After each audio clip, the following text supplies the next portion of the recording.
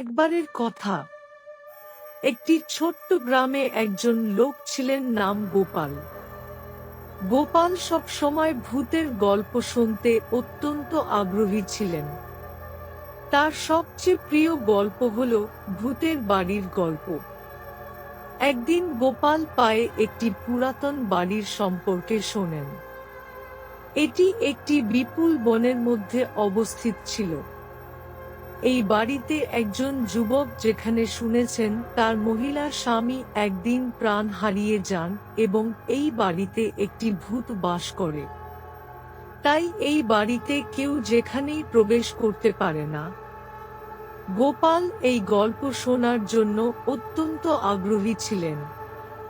তার মনে আছিল এই গল্পের মধ্যে গুপ্তধনের খোঁজ আছে এবং তার জিজ্ঞাসা কাটাতে প্রবল আগ্রহ ছিল।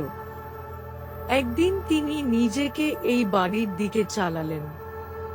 তারা একটি বৃষ্টির দিনে ছিলেন এবং বনের পথ অত্যন্ত খুব গন্ধযুক্ত হয়েছিল। একটি ভয়ানক আতঙ্কের মাধ্যমে তিনি বাড়িতে প্রবেশ করতে গিয়েছিলেন। বাড়ির ভিতরে তিনি একটি পুরাতন আলমারি খুঁজে পেয়ে গেলেন। আলমারির মধ্যে একটি পুরানো বই স্ট্যান্ড আছিল। তার মধ্যে একটি বই ছিল যা ভূতের গল্প বিষয় ছিল। গোপাল আনন্দে তার হাত আনেন এবং বইটি উপহার হিসেবে গ্রহণ করেন। এবং তার পথে ফিরে যাওয়ার সময় তিনি মনে করেন যে গল্প ছিল পুরাতন কিন্তু আতঙ্কের মধ্যে প্রিয়। গোপাল উৎসাহে ঘরে ফিরে এসে তা পড়তে বসেছিলেন।